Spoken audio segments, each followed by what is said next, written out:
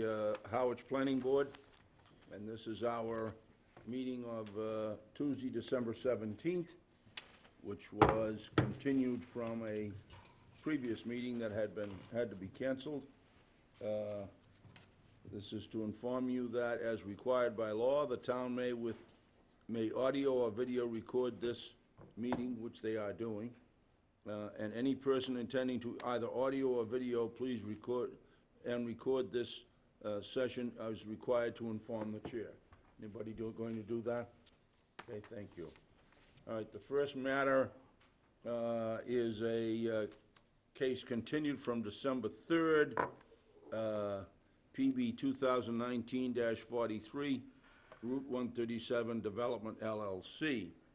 And I have what I think is a relevant letter, so I'll start the hearing by reading the... Charlene's looking at, tell you something. Yes, You need to read the whole notice, Mr. Chairman. okay, sure. And the letter shouldn't come up until after the presentation by the applicant. Okay, fine. So this is continued hearing PB 2019-43, Route 137 Development, LLC, owners David A. Clark, P.E., Clark Engineering, LLC, representative seeks approval of a 10-lot definitive subdivision plan, one of which is a panhandle lot, and 2 non-buildable parcels. The application is pursuant to the Code of the Town of Howard, 325-18Q, and Chapter 400, Article 2, and Mass General Laws, Chapter 41, Section 88K-GG. And the property is located on Chatham-Brewster Road, also known as Route 137, between Christobeth Circle and Sherwood Road on the Assessors Map 96, 97, and 106, with a portion of land being identified as parcels miscellaneous 50 and miscellaneous 60, and the remainder being undesignated. The land is in the RR and WR zoning district. So Route 137 Development are their representatives.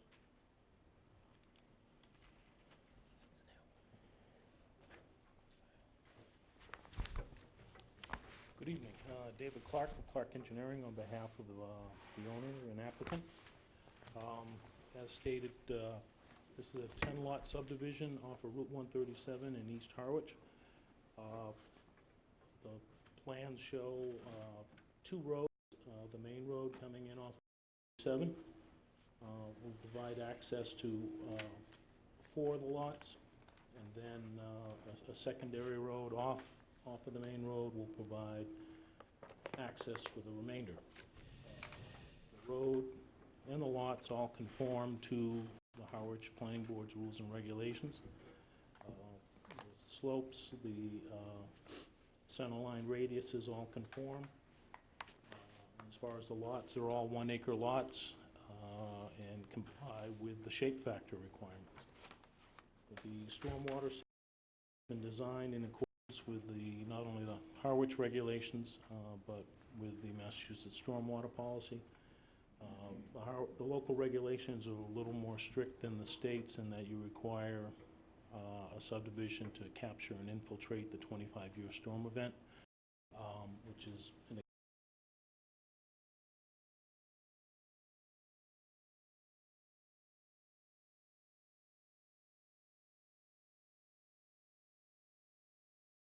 which is something that I don't believe that town of Harwich is used to looking at. In this particular case, there are concerns about the 100-year storm, and we feel we've addressed it.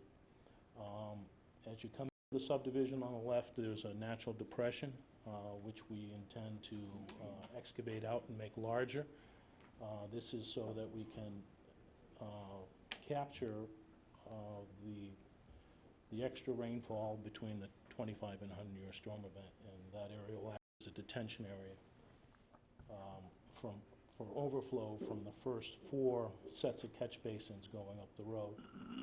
Once you hit the peak, the top of the hill, the land slopes off to the north or the northeast, and Lot 8 has a natural depression in the back of it that we're going to use to capture the excess storm water generated from the 100-year storm event.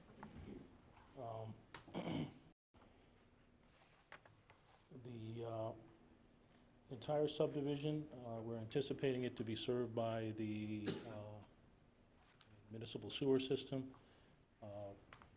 We've been to the Board of Health, and they have conditioned this project to required to be hooked to the sewer.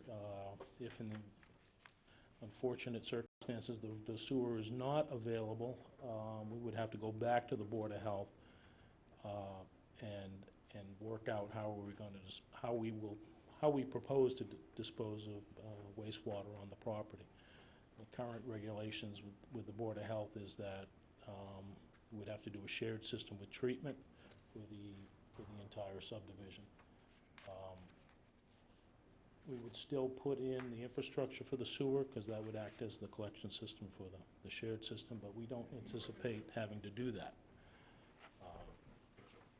With the sewer now coming down 137, they're inching their way to this spot. If sewer was more than a couple of years off, then we would probably go back to the Board of Health and look at an alternative, but it doesn't make sense to spend the money in the infrastructure for an on-site system if all we have to do is wait an additional 6 months to a year. So it's highly unlikely we would be doing an on-site system here. We believe the subdivision has adequate access. Route 137 is a fairly wide roadway for the town of Harwich. I think it's almost average 28 feet of pavement from gutter line to gutter line. It's a 60-foot layout. We believe that the lines of sight, both from the northwest and the southeast, are adequate for this size development.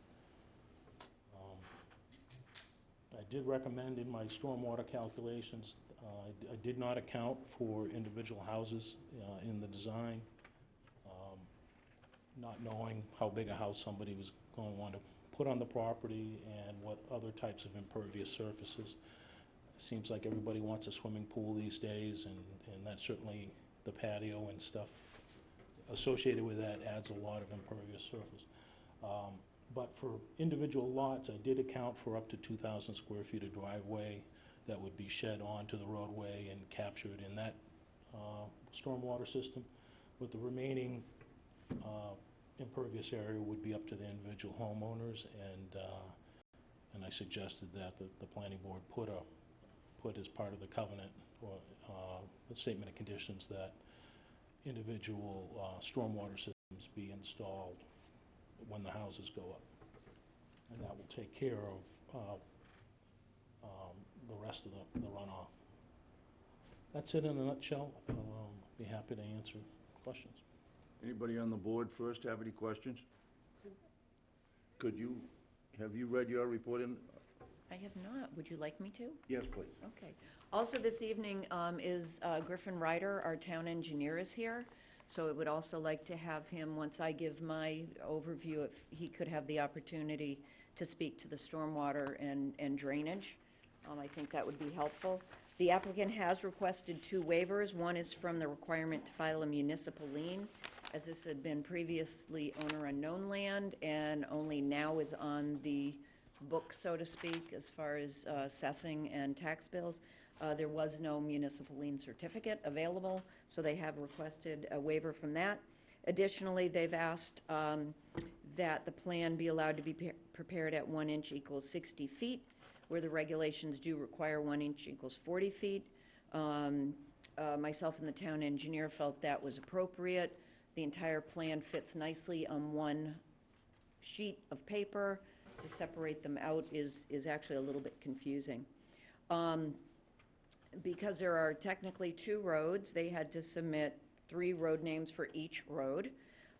Strawberry Hill Lane, Wild Apple Lane, or Marvin Gardens. And Road 2, which is the shorter road, either Lucy Lane, Goldfinch Way, or Baltic Avenue. if you get the Monopoly twist there, which some people did not. We ran out of ideas. I know, I thought that was quite clever. Thought I myself. recognized some of those. Yeah. Yep. So anyway, so the Health Department, at a meeting of the Board of Health on November 12th, 2019, a discussion took place regarding a request to consider a 10-lot definitive subdivision plan prepared by Clark Engineering LLC, plan dated October 28, 2019. The Board of Health unanimously voted to approve the definitive subdivision plan request with the following conditions. The lot shall be served by town water, and 2, the lot shall be served by municipal sewer. These notes have been noted on the subdivision plan already. Highway and fire had no concerns. Police did have concern with traffic safety on site and/or surrounding area. Specifically felt that visibility looking to the south on Route 137 is poor due to the embankment. I know the town engineer went out and looked at that, and I think is going to speak to that. Conservation has no concerns, as it was not within their jurisdiction. And town engineer, he'll speak for himself. Regarding my comments, the application before the board is a 10-lot subdivision, and at this time is the only matter before the board. The town engineer's comments that he originally had made were shared with Mr. Clark back on November 18th, 2019. My initial comments were also shared with Mr. Clark on November 2019. On November 25th, Mr. Clark met with the town engineer, the health director, the interim town administrator, myself, to discuss the town engineer's concerns, drainage and sewer requirements. This was actually a very, very meeting and did provide Mr. Clark with necessary information to make the necessary changes, which I do believe for the most part have been addressed at this time, although I know the town engineer just has a couple of things. There are 4 road names that are acceptable based on comments from police and fire. For Road 1, Strawberry Hill Lane or Apple Wild Lane. For Road 2, Lucy Lane or Goldfinch Way. A decision on the final 2 names will need to be made. And the requested waivers are supported by the town engineer and myself. And I have provided you within your staff report with several recommended conditions if the board does deem the plan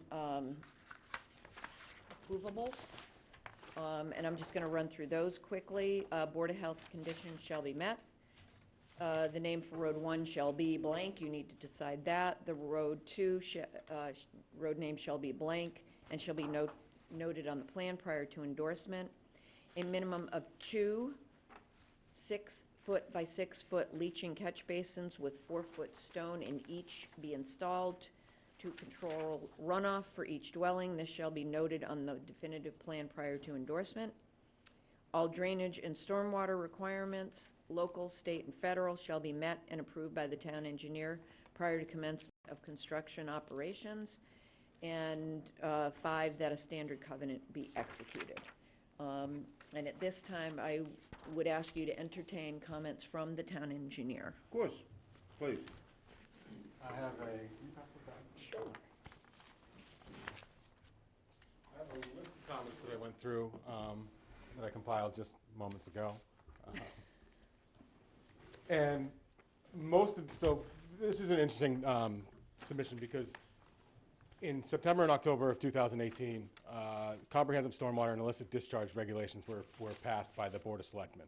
And those basically were stipulated requirements for certain developments, developments that would disturb an acre or greater of land, and there's some other ones that must comply as well. But this is the first submission that we've gotten that is required to meet this new permit that was put into place last year. So these requirements fall much in line with the Mass Stormwater Handbook, which you're required to comply with if you're within wetland jurisdiction. Many towns and communities have now extended jurisdiction out to other developments as well, and this all comes in sort of under the MS4 work, which is the municipal separated storm sewer system, which where the town is required to comply with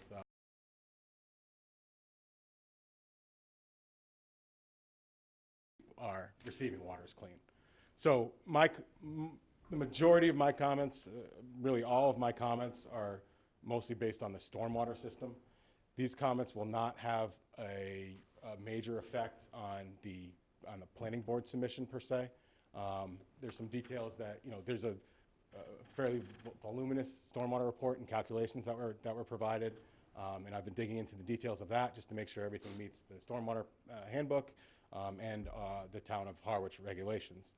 The town of Harwich regulations require a separate permit for the stormwater authority to approve the stormwater plan. So it's the intention, and I just recently was appointed by the Board of Selectmen to act as that authority. So I'm trying to get all these things lined up so we can get this in line. And so there will be the need for a hearing in front of the stormwater authority, which would be me, to go over the stormwater stuff. So there is another opportunity to get these stormwater comments addressed, and I have full faith that Mr. Clark will address these moving forward. He's been very responsive to comments I've provided to date. I don't want to take too much of your time. I don't need to read through all these comments. I wanted to provide them to you for context. I'd be happy to go through each one if you want me to, but I kind of like to leave it at that. There is, like I said, these comments do not necessarily affect the planning board approval of the project. One comment that might affect aesthetics that I just didn't know what types of plantings were proposed for the bioretention area at the entrance of the site. The rest of my other comments don't really have an effect as they're in the ground, so to speak. With that, I'd leave it to any questions that you guys have for me. Go from there. If anyone has no objection, we'll incorporate by reference the document entitled Town of Harwich Engineering Department Comments, December 17th, 2019, into the minutes of this particular application. They're going right in the file. Okay, anybody got a question? Go ahead. While the town engineer is still up there,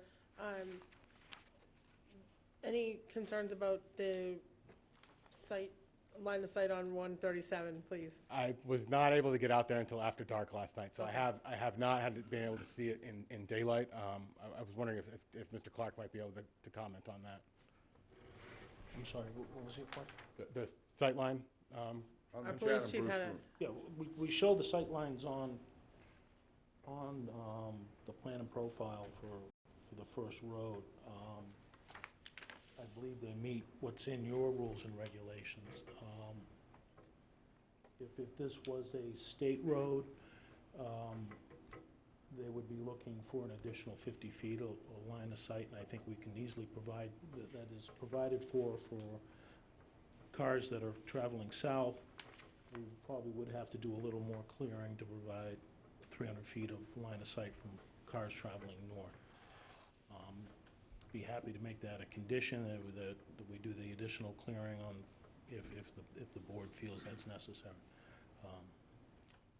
If I could make one comment on the site line, it looked like at the plans, from the point from where the measurement is taken appears to be quite a ways back on the roadway. I think based on AASHTO, I think you only need to be about 14 feet off the. Right. Okay. Right. So That sketch is based upon the planning board's rules and regulations. It's a diagram. One of the diagrams or tables yeah. shows how to calculate that. But I agree with you. And we're going And to, I just make that comment because by doing that, it's going to increase Yes. what the Yeah. length of sight lines Yeah. are, I'm concerned about. putting fire. closer to the road. Please, Yeah. I agree. Fire chief is here. police. Please. Oh, My question just comes from the police department's comment, that they were concerned about the sightlines. So that was where I was coming from. Based on the comments through you, Mr. Chairman, sure. the engineer, I think they can be accommodated there. The road there is quite wide, and there's enough within the road right-of-way for them to work with the town DPW director to satisfy any sightline distance. Thank you. I agree with Charlene. Thank you. Okay. Anybody on the board have any questions of the town engineer? Okay, thank you, sir. Thank you for your time. I would like to amend one of the road names. Lucy Lane, if we can add an apostrophe S to that, that would be great. Lucy's? Lucy's Lane, yes. Lucie's Lane? Yes.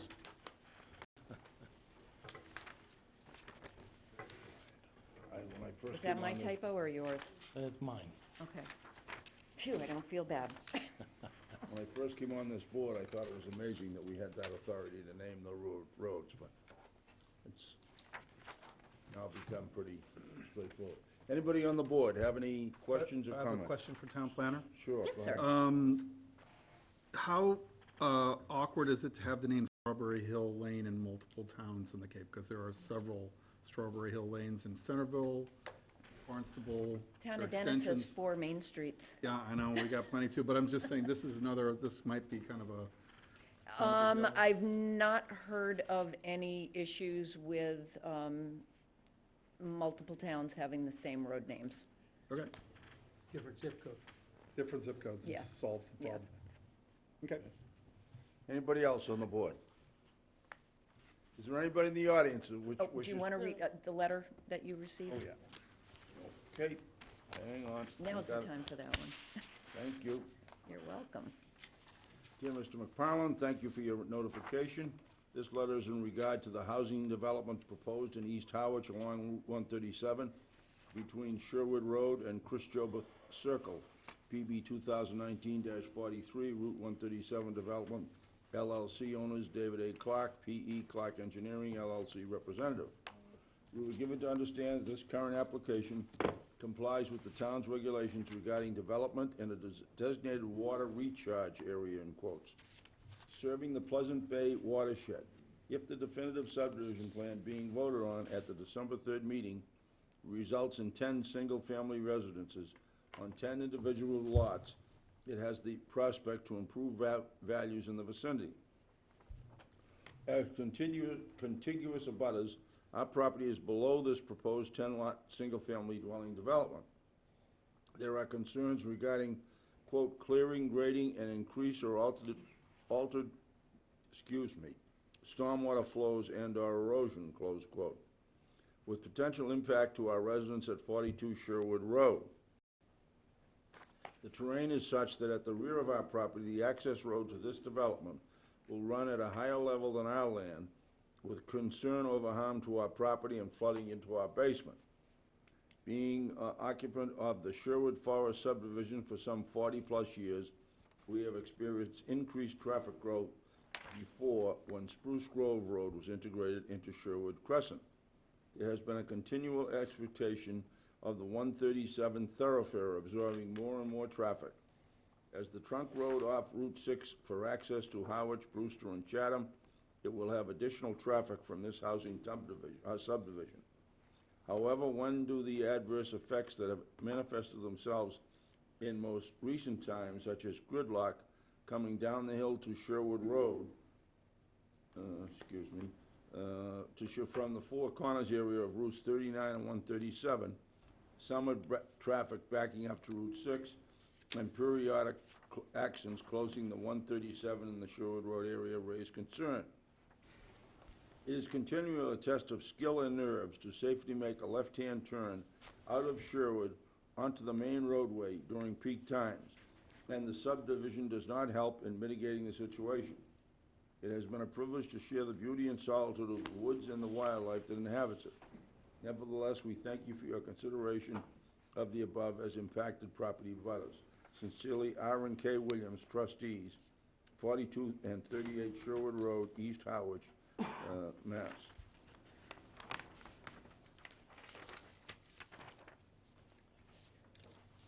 Okay? Anybody on the board have any questions of the applicant? Comments? Yes, sir. Is it a state road or is it a town? It's a state numbered road, but it's not a state road. In other words, the state has assigned a number to it. Yes. Anybody else have any questions? Is there anybody in the audience who wishes to be heard or have questions? Please step to the microphone. Tell us who you are and where you live. And there is a sign-up sheet, so if you would sign it neatly so we get your name correctly in the minutes, that would be appreciated. My own writing, so. My name is Christine Howard.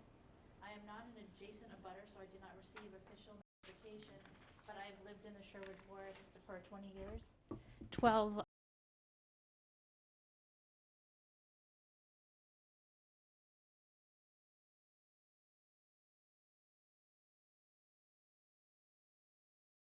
One of my concerns I have is that, as the gentleman pointed out in his letter, that adding an additional outlet of homes so close to Sherwood, the second part of Sherwood Road, is going to make it so much more difficult to get out of that neighborhood on any given day. In the wintertime, it's not a problem, but in the summertime, which I expect a portion of these homes will be purchased by seasonal owners, because that's just how life is around here, is that in July, it takes 20-plus minutes between the lights from the highway and the lights from 137 and 39 to actually get out and turn left. There are many a times where I have to turn right and then turn right again and turn right again. And that's a joke, you know, on Cape Cod. I get that. We all acknowledge that. But adding another road so close to Sherwood just makes one more obstacle. I don't know how far along these really are, and I'm not certain, I'm not very good at reading these types of documents, but if there's any way to be considered that maybe an entrance-exit road could go to the road that's attached to the Lighthouse School, so that there's less cuts into 137. There's already a road there that's into the Lighthouse School. I don't know if that makes any sense, or if these even connect that far. But it would be nice to even see if that was a possibility, because I think that would go a long way in mitigating some of the problems I think that people in the current neighborhood would have trying to get out of that. Just my 2 cents. Thank you very much. Do you want my Anybody address on this too, or no? No, just your name. Anybody else who's here in attendance and wishes to be heard? Go ahead, sir. Good evening, George Tamer, 48 Sherwood Road. The question I have for Mr. Clark, is that the engineer, sir? Thank you for being here and making a presentation, is that the new road coming in that parallels Sherwood, any plantings on that street that's going in to protect the abutters? I'm at 48. I don't know what's going to happen, if there's anything in the plans for any plantings around that street, just to add a little quietness of protecting the visibility from the street to those of us who abut the street, the new street, sir? There's nothing proposed except the standard loaming and seeding of the side slopes as part of the restoration after the road gets paved. Well, any efforts made to minimize the trees that have to be taken down that will be on that road, sir? No, there hasn't been any effort in that. We're required to clear a right-of-way in order to build the road. And part of the design was to try to get the road lower than all the properties on the Sherwood Road side, so that we can ensure we're keeping all the stormwater in our road. That's why we're excavating a larger detention area at the beginning of the road. But we've tried to keep the grades as close to what's there now, knowing that that steeper or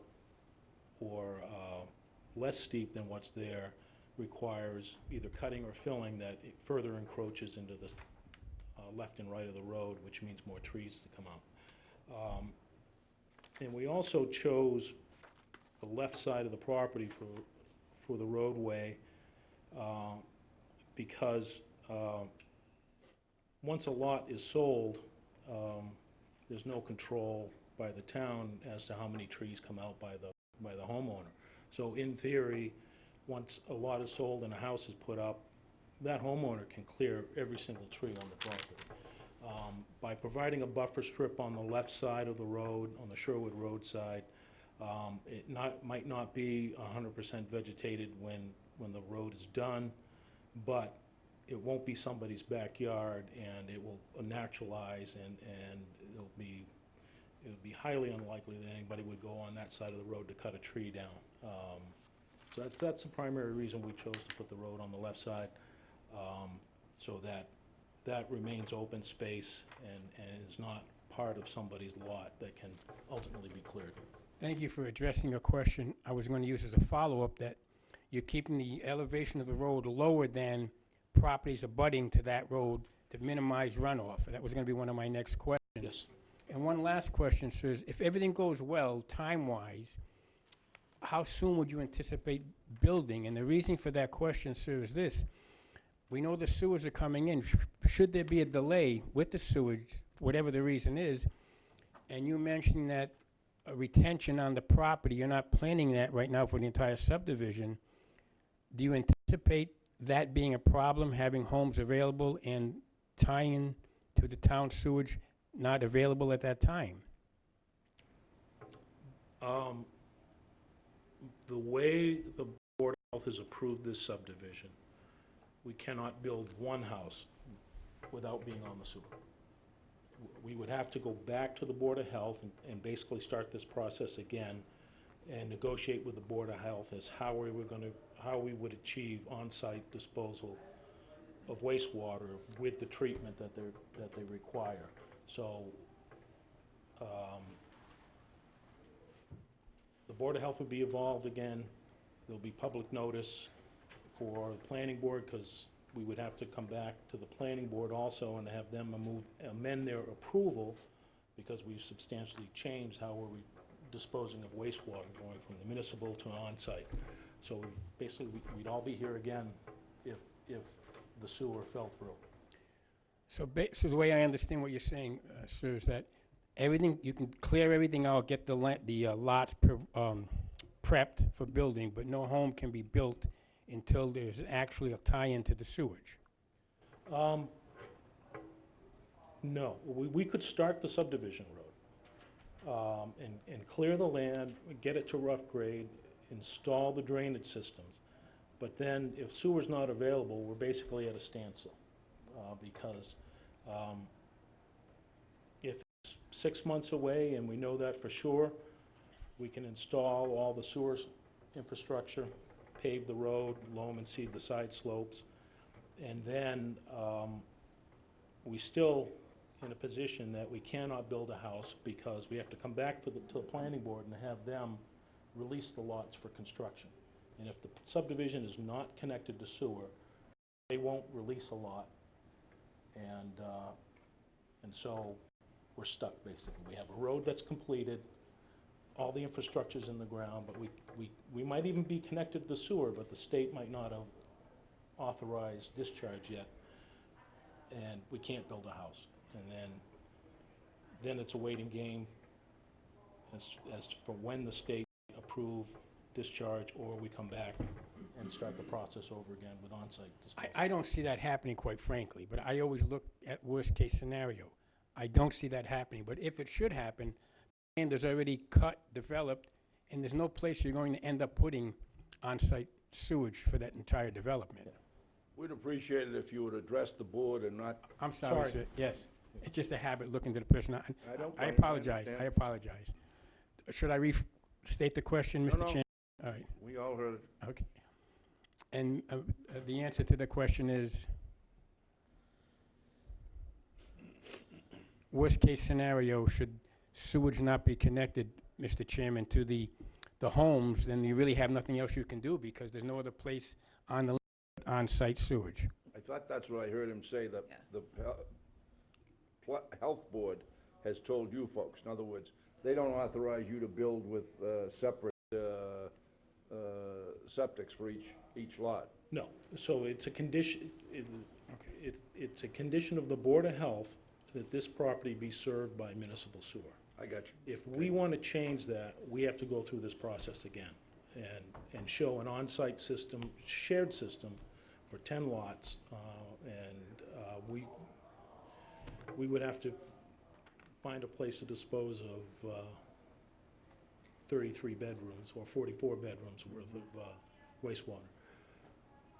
Mr. Chairman, if I might, you may recall the Bascom Hollow subdivision. Originally, Yep. on Lot 1, they were going to put their Treatment plant.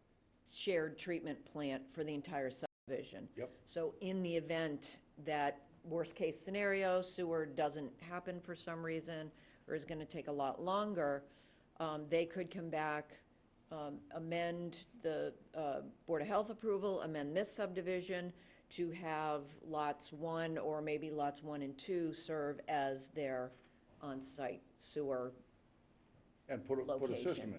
And put a system in. In other words, if the whole program that Mr. Auer is currently doing slows down, and you look like it's a long time before they're gonna get to you, you may have to make, as is suggested, you may have to make some other decisions, Yes. Answered my question, thank you. okay? Anybody else who wishes to be heard, please be kind enough to give your name and your address. And please sign in. Yeah, I'm Ann Penelope Shields. I'm a contiguous abutter at 44 Sherwood Road, neighbor to George and to the Williams, whose letter you read. And I just want to go on record saying that I shared the same concerns. My property is at a much lower level. I'm very concerned about possible damage done and flooding issues. And the traffic scene is going to be much, much worse, particularly making a left off of Sherwood onto 137. Okay? Thank you very much. Is there anybody else who wishes to be heard?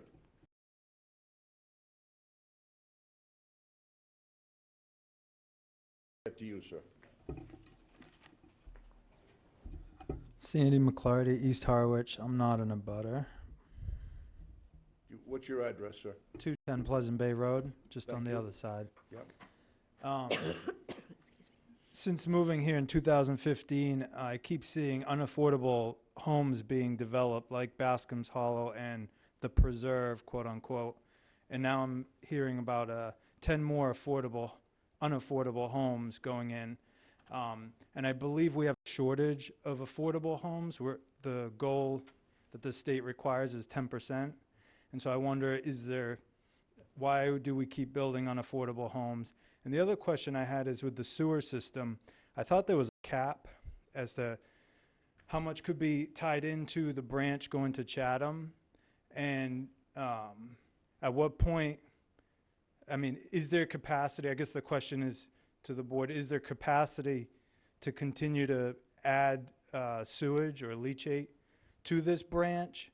And what was the procedure for them to get tied into this? I thought this was already capped out and there wasn't going to be more development being tied into the sewer system. Did you have? I can speak to the sewer question.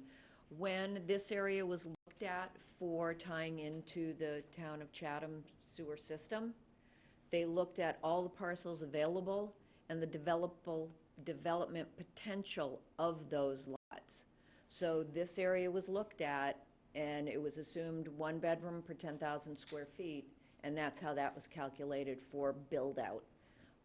So this was calculated into those numbers for the purposes of tying into the Chatham plant.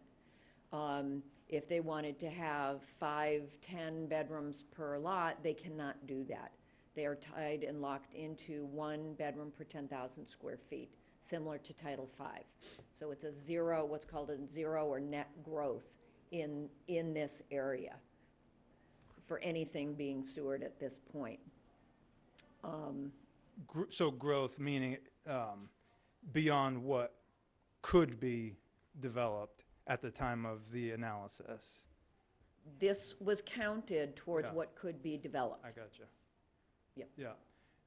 And so I know before the board tonight, it's just a lot, 10 lots, 10 homes. If for some reason the developer changed his mind and wanted to do a 40B, would he be able to still tie into that sewer system? Do you want me to answer that? Yes. It's my understanding, yes, they would. Thank you. You would have to go back and start over. In other words, he couldn't proceed under this application. No, it would be a totally new Whole application. new application. Yeah, I don't know why he would, want to do that twice. And if I'm under 40B, and I don't want to get too much into those weeds, it's called a comprehensive permit for a reason. You go to the zoning board of appeals, you ask for waivers from all local regulations, and the sewer regulation is a local regulation. So they can't ask for waivers from that if they decide to ever do a 40B here, or anywhere around. I would urge you, by the way, I did it several years ago, to take a ride down to Chatham someday and look at that facility that they have down there. First of all, it's quite a facility, and secondly, it's way, at least when I was there, but it's been several years, it was way underutilized. Mr. Chairman, thank you.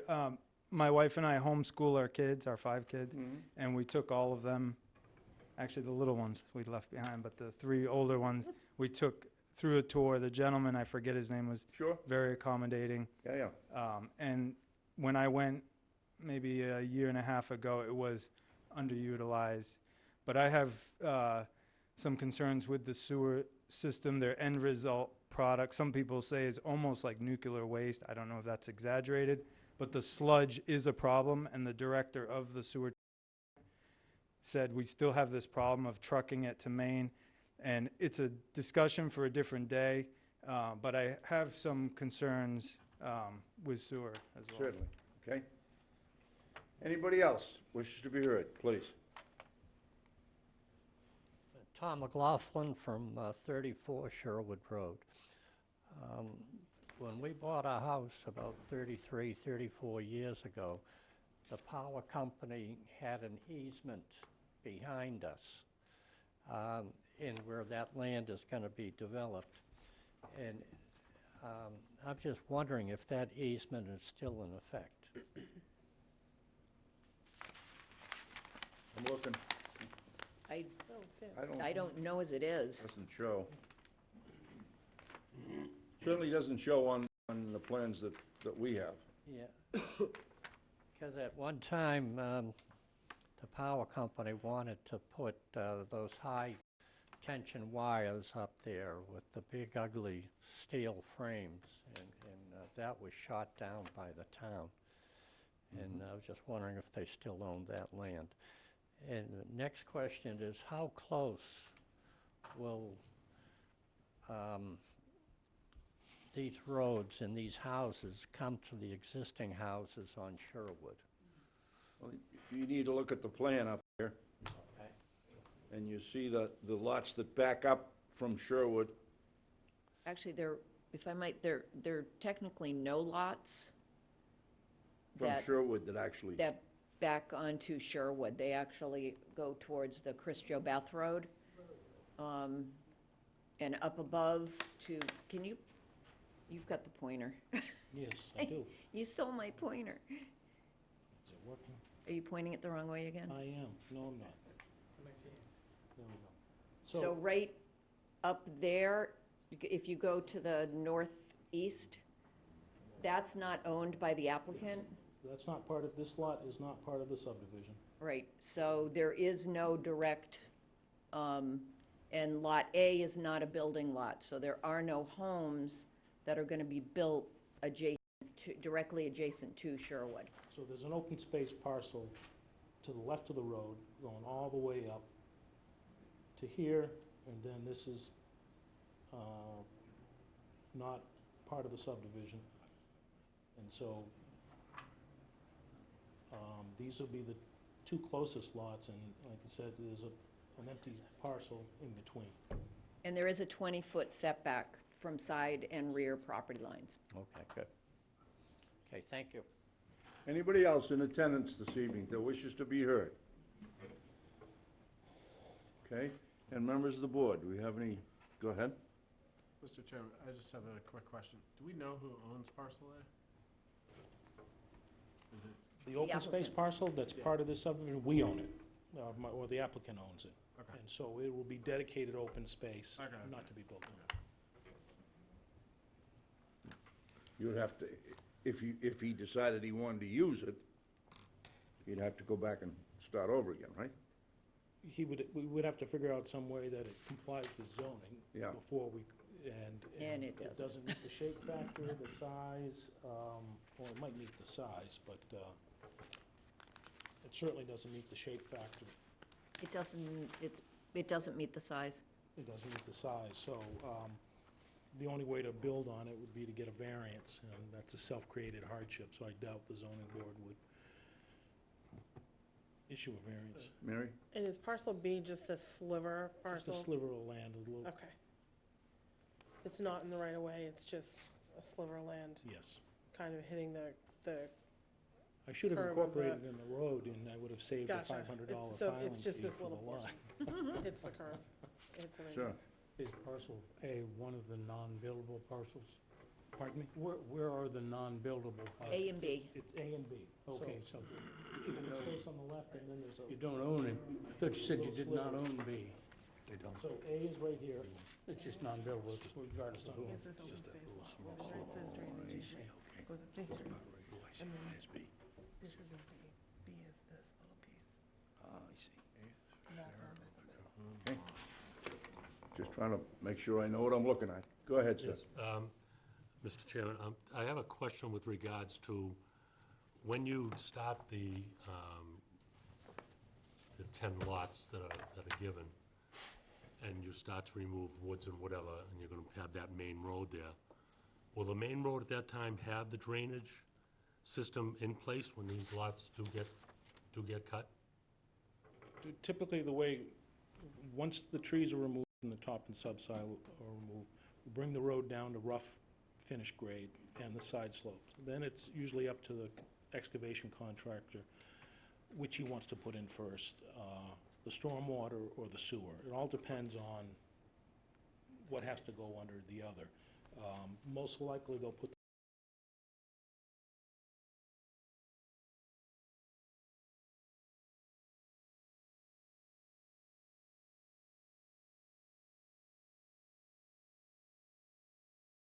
like Forever these days, for Eversource to energize the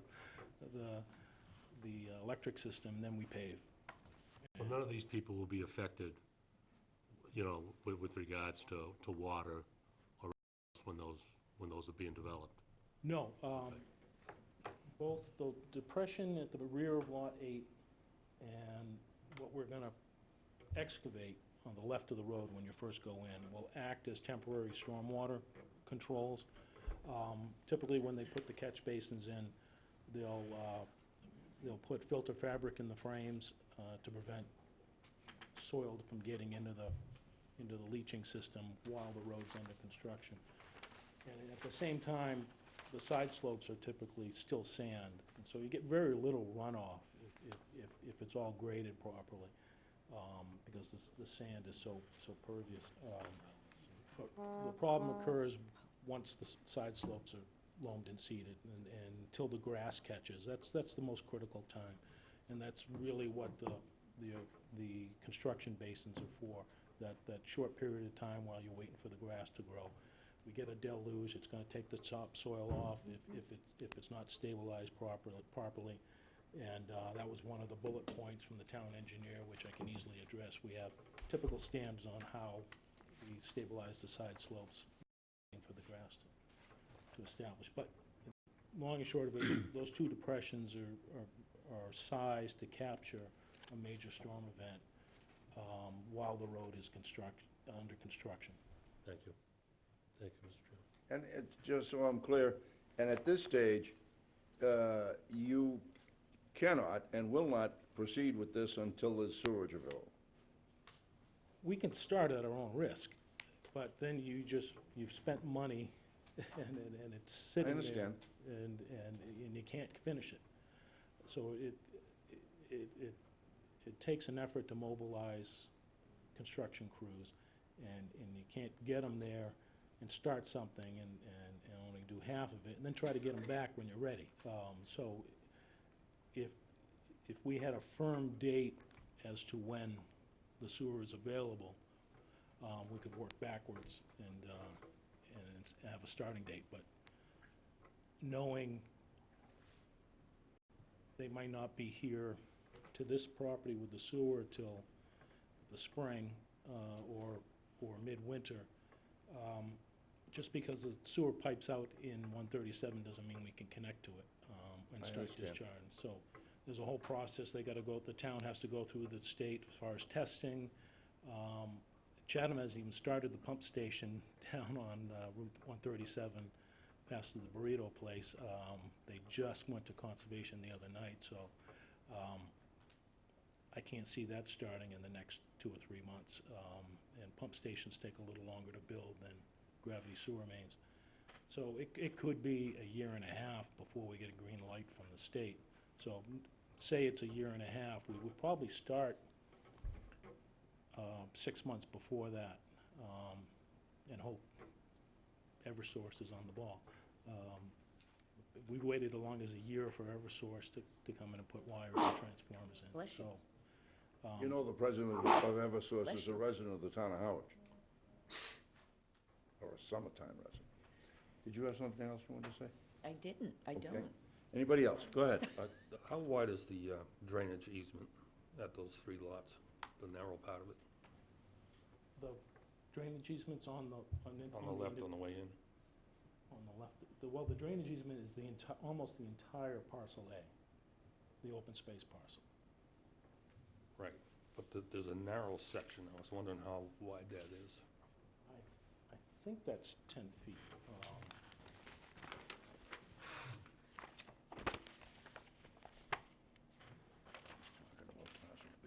No, he's talking about A. He's talking about the drainage easement. Down in I here. think it's, Yeah. I think it's 20 feet. 20 feet. It's 20 feet. The road layout is 60. Pardon? Road layout is 60. It's 50. 50. Yeah. Okay, anybody else on the board have any questions or comments? Okay, Before you close, do you want to decide on road names? It's easier to do it now while you can ask me questions. well, I saw Lucy Lane and Strawberry Hill Lane, I assumed that it had already been decided. Lucy's. Lucy's. Lucy's Lane, yes. Lucy's. Those are the And ones we Strawberry would Hill like. Lane Somebody's or child road? must be Lucy. First choice. I think so. Is it Strawberry Hill Lane? So Road 1, Strawberry Hill. Do we need a motion for that? Nope, you'll I do didn't it as think so. part of your motion, Okay, if that's the direction you are moving. all right. Nobody has anything further? Do I have a motion to close the public hearing? I think there's a question from the audience. Yes. Possible to get a copy of that screen? We have them. I don't know if she's got extra. Copy of, We'll see if she has some, I think, in her. Magic card, let's see if I have an extra.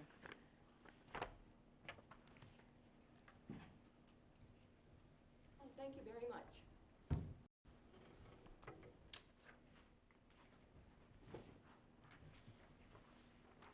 Okay. Are we ready to close? Move we close the public hearing. All in favor? Opposed? Public hearing is closed. We now need a vote for findings of fact for Panhandle lots. So I move that we adopt and approve the following findings of fact related to the request for panhandle lots. 1, lot frontage and lot width within the panhandle meet their minimum requirements. 2, the length of the panhandle portion is significantly less than the maximum allowable length of 300 feet.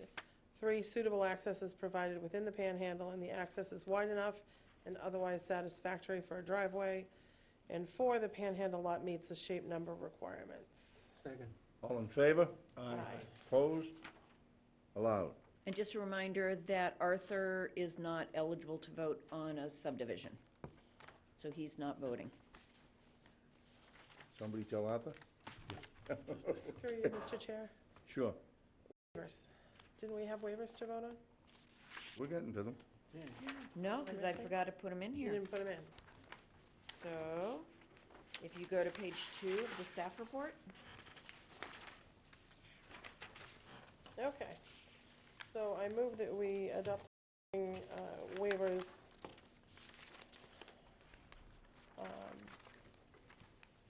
so it would be submission of municipal lien certificate and to allow the plan to be prepared at 1 inch equals 60 feet. That's what you said. I so move. Second? Second. All in favor? Aye. Done. Okay. We now want to go to, Definitive subdivision. yes. So I move that we adopt and approve the following findings of fact related to the definitive subdivision. 1, said subdivision for residential uses is permitted in R-R zoning district and the WR overlay district. 2, the subdivision requirements have been met and therefore said subdivision does not adversely affect the neighborhood. 3, all lots demonstrate compliance with minimum dimensional requirements for frontage, area, and shape.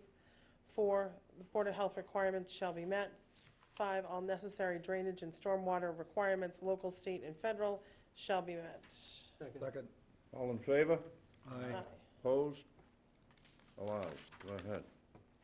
So, finally, I move that we approve with conditions case number PB 2019-43, Route 137 Development LLC for a 10-lot definitive subdivision plan, including one panhandle pursuant to sections 325-18Q and 400 of the Code of the Town of Harwich and Mass General Law, Chapter 41, Sections 81K through GG, for property located on Chatham Brewster Road, AKA Route 137, between Christobeth Circle and Sherwood Road on Assessor's Maps 96, 97, and 106, with a portion of land being identified as parcels miscellaneous 50 and miscellaneous 60, and the remainder being undesignated in the R-R and W-R zoning districts, as shown on a plan entitled Definitive Subdivision Plan, Chatham Brewster Road, Route 137, East Harwich, Mass., prepared for Route 137 Development LLC,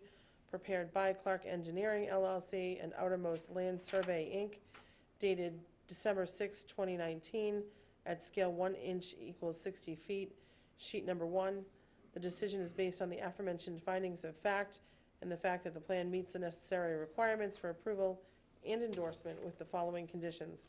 1, Board of Health conditions shall be met.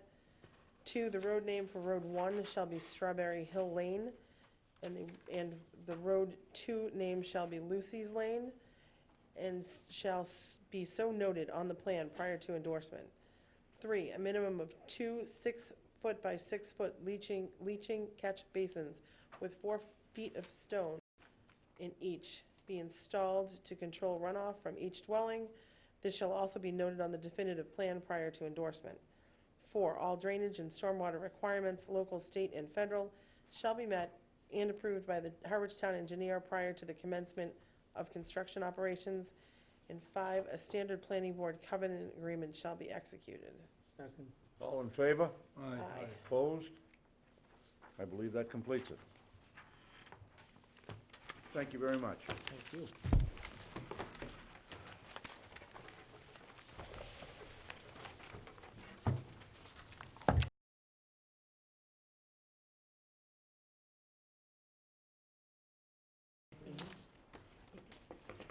Once you figured it out. Tongue twister.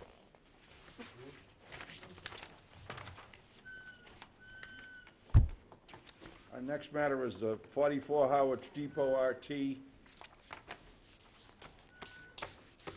Mr. Hamlin?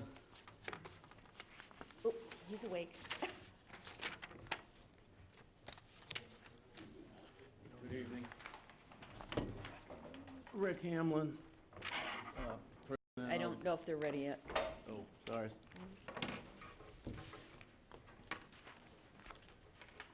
You do want to read the whole thing, I'm sorry. Sure, yeah. PB 2019-44, Howard Depot RT. As applicant, Rick Hamlin, representative, seeks approval of a waiver of site plan pursuant to the Code of the Town of Harwich, 325-55F, to renovate the warehouse with new doors, windows, roofing, and siding, and reconfigure the bays, reconfigure the parking lot to include ADA parking, reconfigure the outdoor storage areas, improve the landscaping features, and confirm location of the existing egress for both Great Western Road and Depot Street. The property is located at 524 Depot Road, map 45, parcel S2-1-1 in the IL zoning district. Matter comes on before this hearing this evening. Go ahead, sir. Hey, Rick Hamlin, and I represent the owner who has another meeting this evening, so he couldn't be here. 524 Depot Street is includes a pre-existing 9,750 square foot pre-engineered metal building. It was constructed probably about 40 years ago.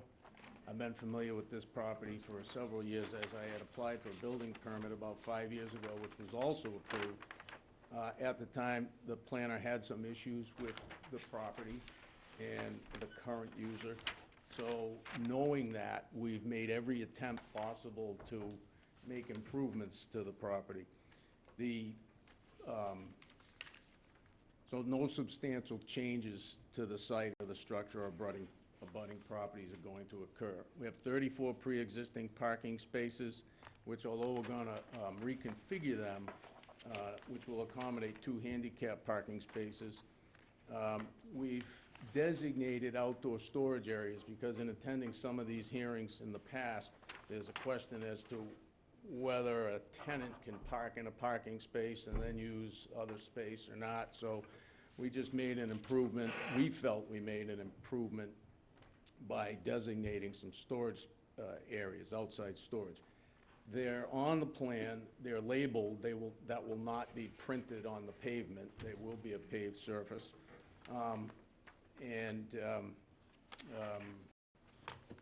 We just feel that that will allow, if there's a tenant who has some equipment, then they can park in those spaces, as I've seen in previous hearings, where it's best for the applicant to apply for that. Basically, this is pre-existing and grandfathered anyway, trying to make improvements. Other improvements that we're going to make are the Great Western Road entrance currently is 2-way. We're going to make that 1-way in, and stay in the same location. And we will put signage to that effect. The Depot Street entrance location will not be changed. It's not currently correct on the old plan, which was approved by the building department in 1978 when the building came up for permitting. Loading and unloading, I mentioned that we're adding 2 handicap spaces. Engineering had commented that rather than using bumper stops, we put in bollards. We have accommodated that. The drainage systems have been completely upgraded and approved by the Harwich Engineering Department. The new septic system has been installed and actually approved. This is the inspection tag, which I can give to Charlene, which is approved already. We'll add, I believe the current requirements are so many trees per 5 parking spaces. We're going to add 8 3 to 3.5 inch caliper trees, which will just help. We've also made some improvements to the interior traffic flow by planting the trees and having islands there. We had some questions from the town planner, and we've addressed those, I believe, okay.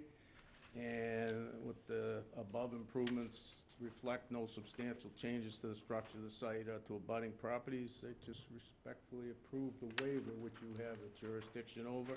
There was one request by the planner that we submit an as-built to this plan that has been submitted, and we will of course do that. Okay. Members of the board, anybody, how about the planning director? Thank you.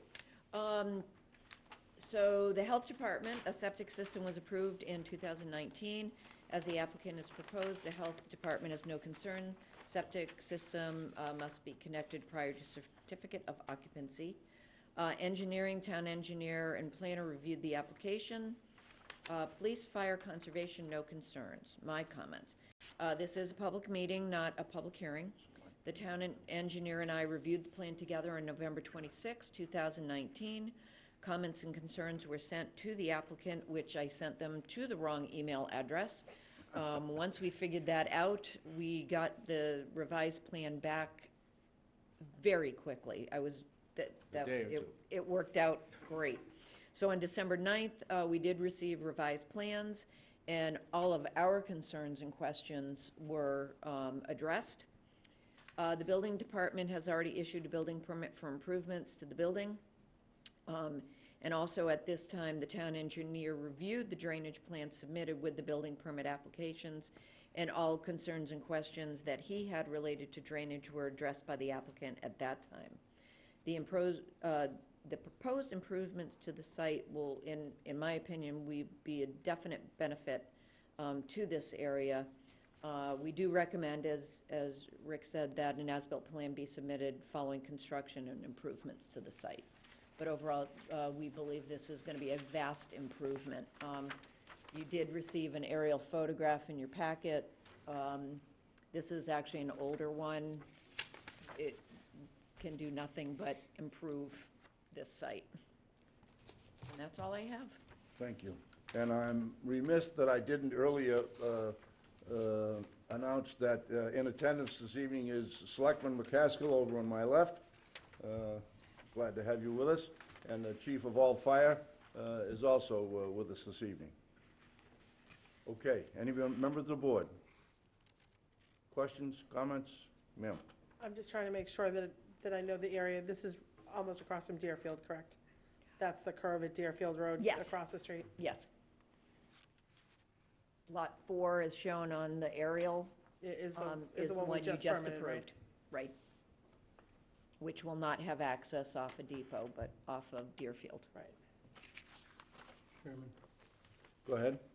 are the accessible spaces that you're putting in now a requirement of the code, or are you just doing this to comply with the Americans with Disabilities Act? I believe both. Certainly Okay, want but to the term is accessible space, not handicapped. Well, apologize for that. No, I mean, everybody uses it. It's so ingrained in society, but it's very objectionable to those with disabilities. Thank you. Thank you. Okay, anybody else on the board have any questions or comment? Anybody in the audience who wishes to be heard or wishes to make a comment? Seeing none, I'm prepared to have a motion to close the public hearing. It's not a public hearing, so you don't need to close it. Oh, okay, So I move that we adopt the following findings of fact. One, thank you. the parcel is in the IL zoning district. 2, the application does not substantially change the relationship of the structure to the site into abutting properties and structures. 3, the existing site is suitable for the existing proposed uses. 4, parking as proposed is suitable and is an improvement to the site. And 5, the improvements to the site will be beneficial to the surrounding neighborhood. Second. All in favor? Aye.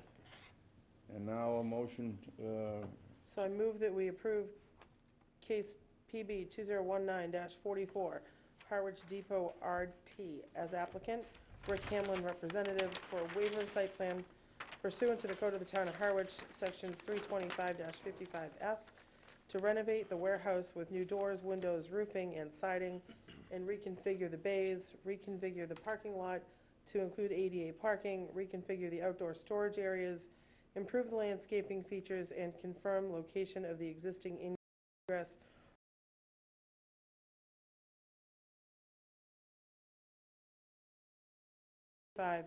parcel S2-1-1 in the I-L zoning district. The decision is based on the findings of fact stated and the fact that the proposal does not substantially change the relationship of the structure to the site or to abutting properties and structures, and the application meets the necessary requirements and criteria for approval. The following condition is imposed. A, an as-built plan shall be submitted following construction and improvements to the site. Second. all those in favor? Aye. Opposed? Matter is allowed. Thank you. Thank you. Thank you.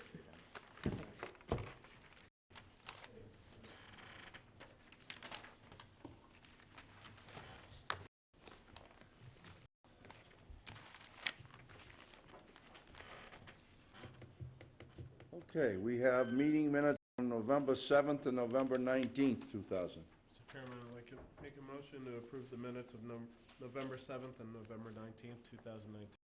Second. All in favor? Aye. And now we have some old business to review. First is a zoning district expansion. Before I get into that, I should,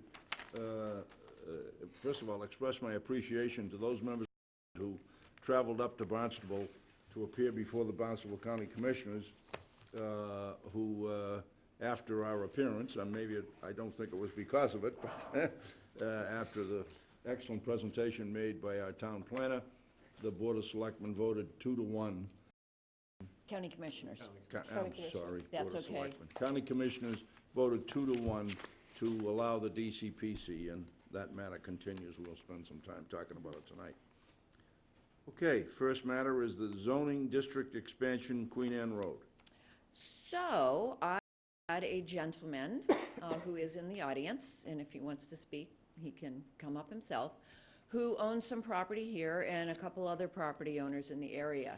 So here's a quick sketch that he and I drew up, showing the existing IL zoning district is in the single hatch, and an area which they would like to see rezoned from residential, I think it's RM, to industrial, is shown in the crosshatched. And this shows it, it's hard to see it on the screen, but you have it in your packets, I hope. But let me, So I'm looking for it. Just give me a minute, please. So you got this. It was in the old packet. yeah, it was in the old packet, so if you didn't bring the old packet. But up on the screen, if you all can see it, the red outline is the existing industrial zone. And the bluish purple is the proposed expansion. It's about 32 additional acres, I think is what we came up with, of area. And right here is an existing old road. Does not show on the latest assessor's maps, but shows on the old assessor's map, so it's right there. And then this is the approximate location of a property line owned by the gentleman who came to see me, and then these are the rear property lines of properties that front onto Queen Anne Road. Right here is the existing Eversource utility easement. Here is the solar farm, and if you remember a couple years ago, this area right in here is the solar overlay by right, so that's directly here. So the area in blue, primarily down in, hitting the wrong thing, right in this area, I know the gentleman was trying to sell it for residential because it's zoned residential and is having a heck of a time with that because of where it is. And a couple other property owners in the area have expressed interest in allowing, they own property here, allowing the back portion here to be also used as industrial. From a planning perspective, I think this is a good idea. We are in desperate need of additional industrial land in town. There is enough of a buffer area to the south and the west to provide for any developments that may come in off of Main Street, which is down here, to have enough buffer area for development as residential with access from Main Street. So I think this really does lend itself to an expansion of the industrial area. I explained that this could be done by petition or presenting it to this board, who can also sponsor zoning articles, as you all know. So I agreed to do my little presentation on their behalf, just to see what you all thought, and if this was a direction the board wanted to go. If not, I think they're still thinking of going the petitioned article route, so you would still be holding a public hearing. But I think that at this time, just kind of looking for what the board thinks, or anybody else who might be here might think. Comments? Go ahead. Just a comment. I think, didn't this come up when we were talking about the solar overlay district too? It did. As a possible change Did. in the area, right? Yep. At that time, we did talk about to make that. It did come up. And I believe that this is not the first time we've looked at this, in this regard. In my 2 tenures here, Yeah. it's not come up, but it would not surprise me if it has not come up in the past. Now, did you say the title holder was here? A couple of the property owners are here. Mr. Roy, Mr. Hall, Mr., oh my God, I forget your name? Mr. O'Leary. An Irish name like that? How could you forget? I know, I drew a blank. I'm sorry, Dan. Kind enough just to give us your name and address for the record. Yes, my name is Rick Roy. I own Rick Roy Construction. Business is located at 123 Queen Anne Road. And you're right here? Yeah, and Dan O'Leary, O'Leary Landscaping, is the 129. So when Dan and I and Ronnie Daigle and Brendan Donovan bought these 2 lots and developed it, we never thought that the businesses that we owned would do as well as they did. And so what happened is that we did get an opportunity to buy from the town the little triangular pieces that are adjacent to our original lot to add some more space to it. On the back of them, sir? Yep, right On the back. Yeah. Yeah. in this area.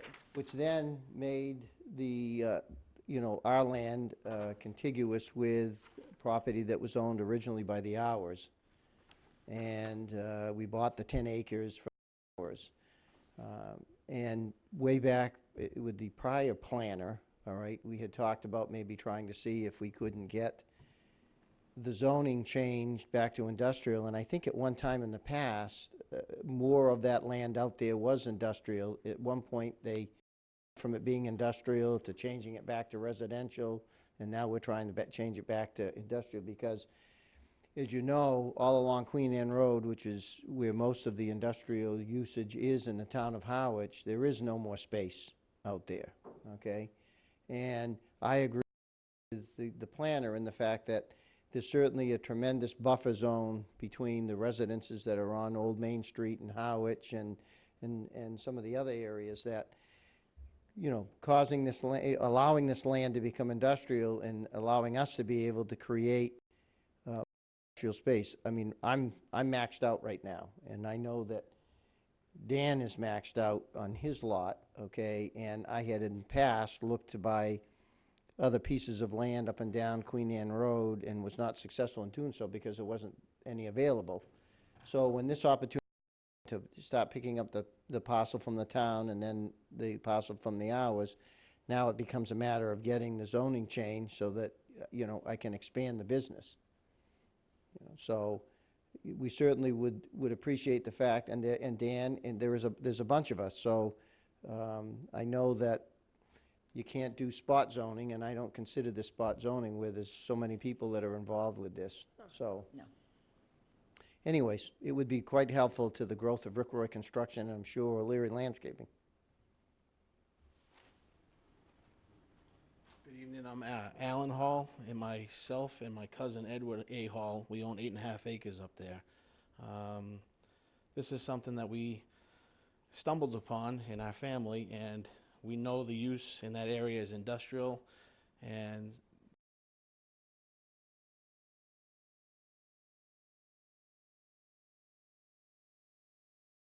businesses, carpentry, plumbers, landscapers that are looking for a space. I know that it's a dire need in this town.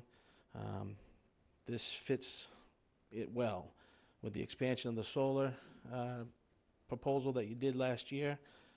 Having that open as all open space with solar fields on top of the old landfill.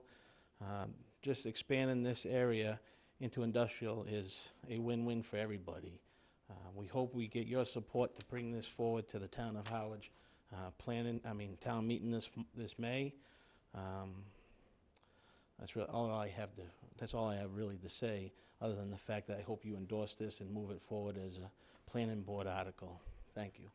No, it's clear it's got to go before the town meeting in order to change the zoning. Okay.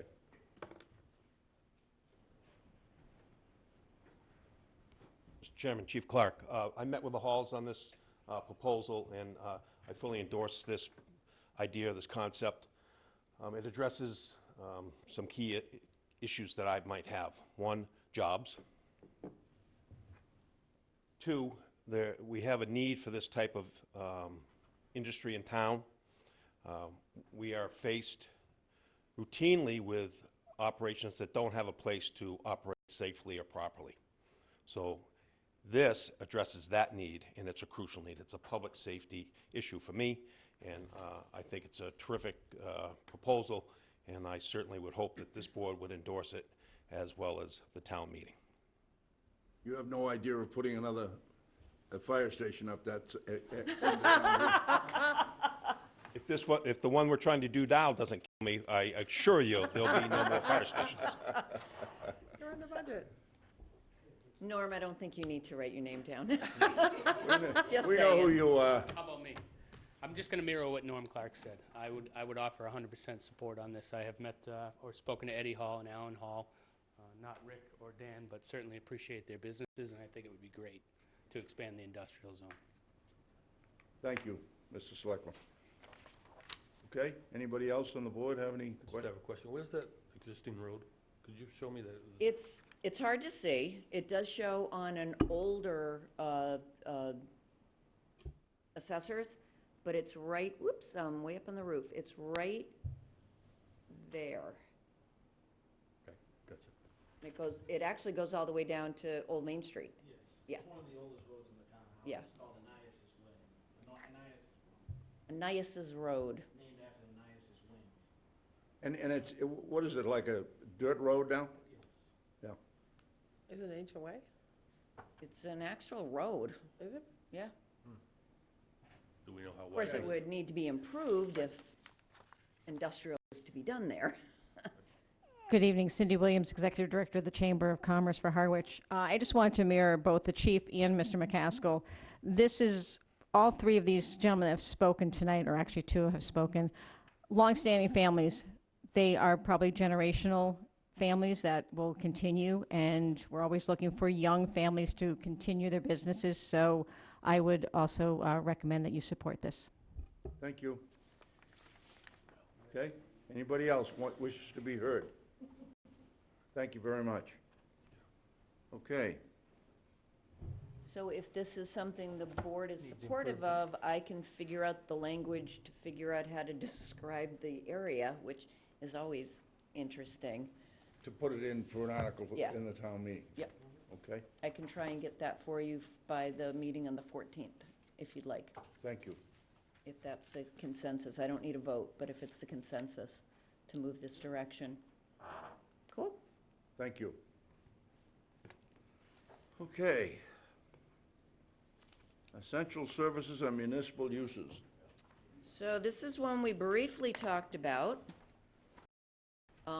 at a meeting a couple meetings ago, where essential services and municipal uses are in conflict with one another as far as their definitions and as far as the use table. Essential services in all zoning districts require a special permit, whereas municipal uses are allowable by right in all the districts. So, in speaking with Copeland and Page Town Council, they actually recommended that we just do away with the definition of essential services, whether that does it or not, because public utilities fall under something totally different. So they don't even fall under essential services. They fall under their own kind of legislation. I mean, if the gas company's putting gas lines in all the roads, they did not come for a special permit. The water department is putting water systems in all the time. They've never come for a special permit. Town Marina never came for a use special permit. So, I mean, there's things that, I don't even know when this definition went in, but yeah, it's definitely in conflict with the municipal use definition and use table. Go ahead. Could we ask if the definition should be changed to a governmental use and municipal use?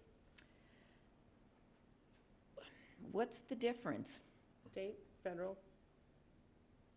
But we're You could- governmental, aren't we? Right, but you could have a, Oh, instead of municipal use? Yes. Say governmental use? yes, because you could have a federal or a state use that isn't municipal Yeah, but they're exempt from zoning anyway. completely? Yeah, pretty much. All right. And the purpose of this is for you to write up a proposed new, To clean up the language, for Okay. example, when they were doing the various pump stations along the sewer here in Harwich, they needed to go to the zoning board of appeals and get a variance as well as a use special permit to be able to put the pump houses in the various locations in East Harwich. And it was like, well, that's kind of silly.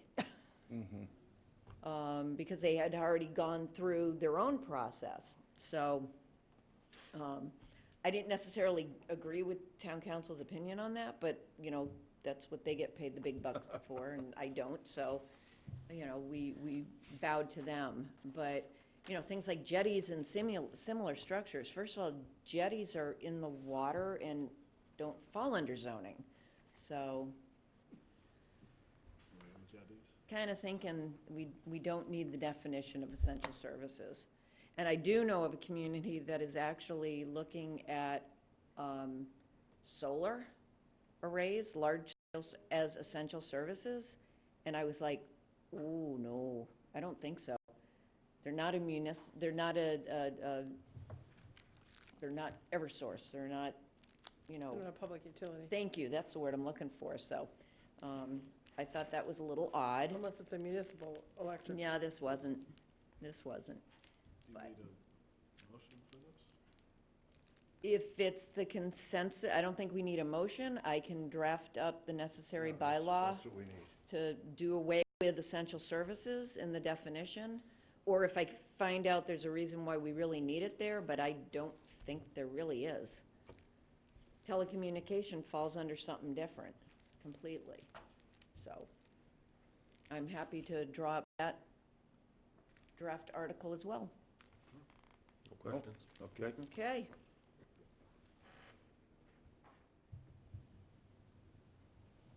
The next, While she's doing that, Chief Clark, if a building in this town has a red square on it, and what's that mean? Caution to fire and police on entry. We have some in town. We have more than we'd like to admit to, but if you see a red X on a building, that means either depends on how it's configured, do not enter, or enter knowing that it's a hazard to begin with. And there are two of them on 28. Correct. I just have that awful feeling about it. Every time I go by them, makes me very nervous. and actually that came up at the DCPC discussion at the. Yes, it did. Thank you. You don't have to get nervous till you go in one of them. No, I'm not going in any of them. Really? Not me, brother. So the next is multifamily housing, which I think is a little bit bigger bite of the apple than we may have time to get for the town meeting. As we discussed at a prior meeting, we allow municipal, or Thank you, Chief. we allow multifamily housing in what I call the high rent district. Witchmere, Belmont, and we're losing out on the ability to create lowercase affordable housing by right or by special permit for those who really need housing.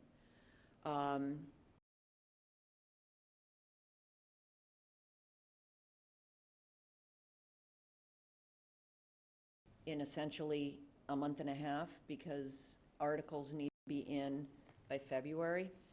So I'm a little hesitant to say, let's try and get it done for the Maytown meeting. It's certainly something that I will be working on until I leave, so that the new planner, whoever that may be, can take over and continue that effort, because it's something that we really do need to look at.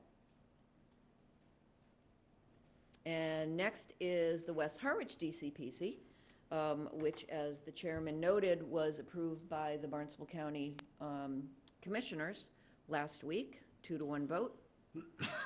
I want to say that the board, Joe decided not to speak after everybody else did, which was fine. Everybody else had plenty to say. Yep. Didn't need me. Duncan and David were both there, and I think spoke, you know, just very eloquently to the issue at hand. Every question that was raised in the negative, for lack of a better way to put it, I think was addressed pretty clearly.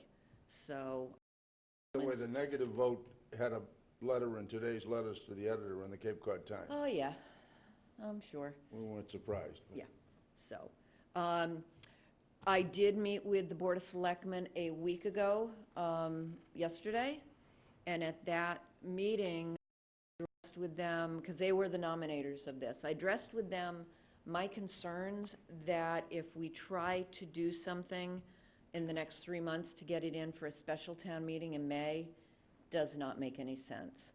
One of the things we want to ensure with the West Harwich DPC is that we have public input. And there are a number of property owners who are seasonal, and we need to hear from them. They don't get to vote at town meeting, but we need to hear from them. And the Board of Selectmen agreed with that. So there will have to be a special town meeting in the fall. As you all know, I won't be here then, but I'm going to do as much work as I possibly can between now and when I leave, to make as smooth a transition with the new town planner as I possibly can.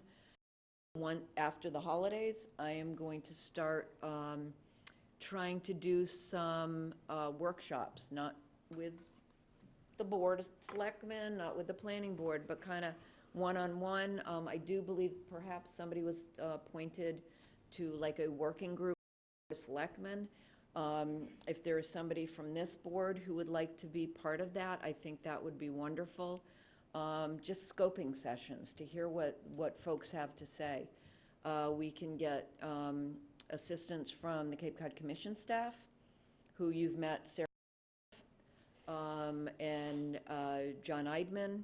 There's also Chloe Schaefer, and a couple other folks from the commission staff who are ready, willing, and able to also attend those. So what I'm kind of thinking is having, you know, some morning sessions, some afternoon sessions, and some evening sessions, so that we can get everybody. I would love if there was a meeting space in West Harwich, a public meeting space.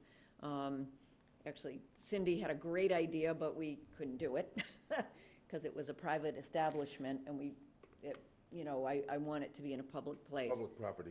Yeah, so we may take advantage of, Cindy has a small conference room that I'm sure she will let us use. And I know Cindy will be involved in a lot of the conversations as the Chamber of Commerce Director.